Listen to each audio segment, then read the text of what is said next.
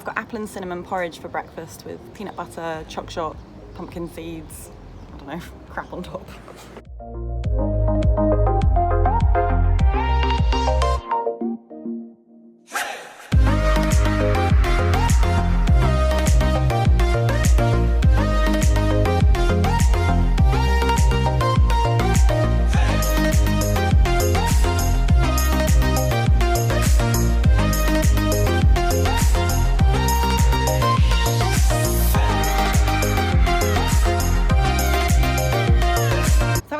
Difficult breakfast because it's half term this week and my husband Brendan is a teacher and I've taken some time off with him and it's been fun. We've like been out lots and gone out for dinners and drinks.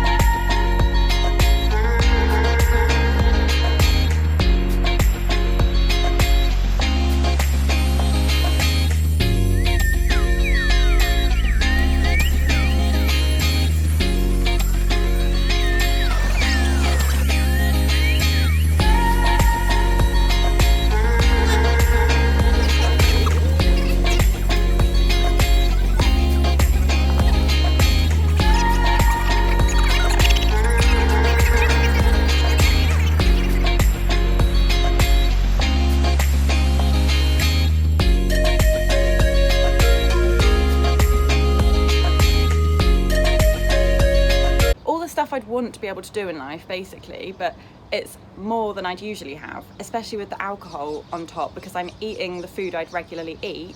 Like that day that I filmed, I'd like had breakfast, we ate whilst we were out, we ended up getting burgers for dinner, so I'm eating regularly, but then there's alcohol on top of that, and in my mind I just see that as like extra calories and I'm not like freeing up the space for it kind of thing, or like compensating around it to allow the calories, like make room for them. Ugh. So then when I have like breakfast, it gets a bit difficult because then in my head I'm like, but if you miss this, then you can free up some calories for a glass of wine or a pint of cider or whatever later, or make up for what you've had yesterday.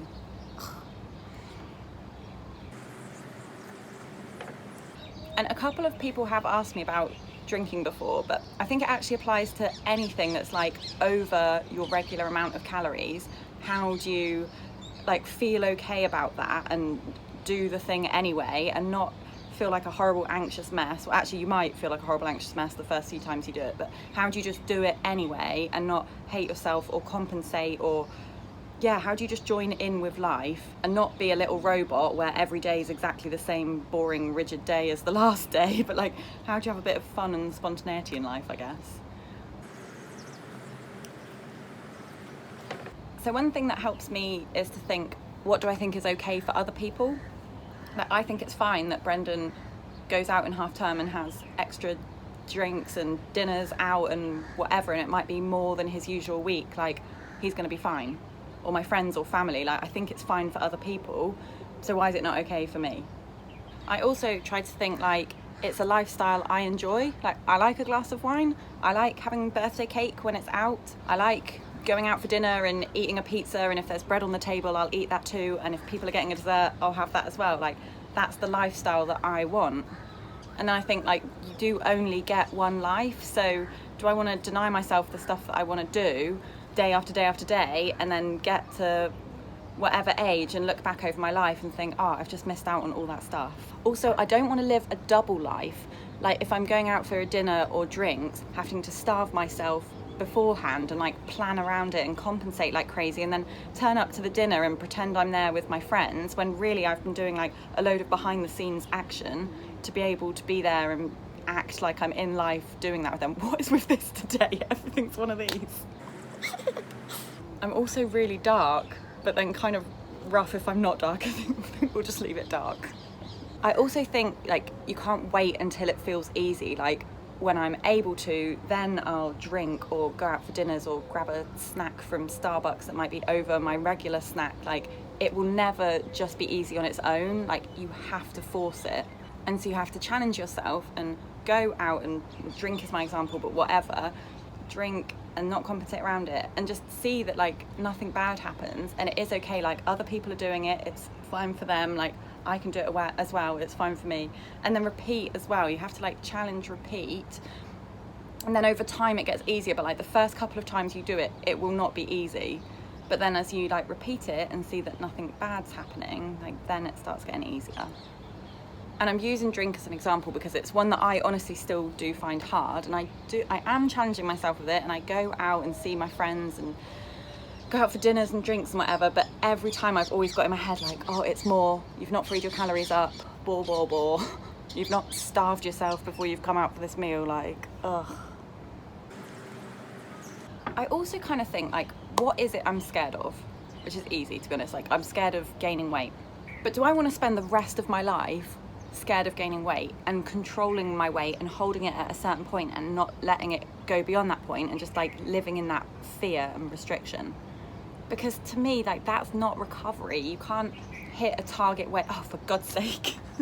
You can't hit a target weight and just say like, that's it, I'm at my body's healthy weight now. Like, I've decided it in my brain, never mind what my body wants or what my genetics say. Like, I've decided BMI 20 is a healthy weight. The doctors told me, a BMI chart's told me, I'm going to stay at BMI 20. But then you live in fear of going over that. So you don't want to drink, you don't want to have that piece of birthday cake, you don't want to meet people for meals because what if my weight goes beyond this target? And like, that's just totally not conducive with life, because there's times in life when people's weight does fluctuate. Like, what about like pregnancy, or maybe holidays or Christmas, or even just aging? Honestly, like, people's bodies do not stay the same forever. And am I going to fight life and fight my biology because in my head I've decided a weight target and I can't go over that?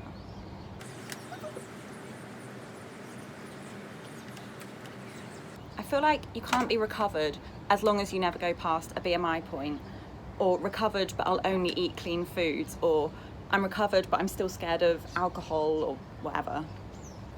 Because if you do that, you're still in your eating disorder bubble. Like, it might be bigger than what it was before. You might not be so restricted in life, but you've still got rules and restrictions and fears around weight gain and foods. Oh, bless you. And honestly, I'm dealing with this myself at the moment, so I don't want to like fully preach, but I think it's that like letting go in recovery, and letting go of weight boundaries, letting go of fear foods, letting go of rules, and yeah, just not having any restrictions or limits on what you're letting yourself do, which is hard. But also, what is the point in recovering but still having restrictions? Like, which is possible. Like alcohol, the example I'm using, I think is a really common one. Also, like the amount of peanut butter you'll put on your porridge, or like spread you'll put on your toast or something. If you're, oh, for God's sake. If you're recovered, but you've still got rules and restrictions in place, like, you're not recovered, you're still trapped in an anorexia bubble. Right, I think I'm gonna go and see what Brendan wants to do today. He's still in bed. Also, probably won't have breakfast. He's not a huge breakfast person, so again, like another challenge, but like, my body does not gain weight or control itself based on what somebody else is doing. Like, it's okay if you're eating more sometimes. I freaking love breakfast. I don't want to not have breakfast, so let him sleep. We actually went out separately last night. He went out with some friends, and I just went out for a glass of wine with a girl from work, but he went out for a few more with his friends. So he needs a bit more sleep.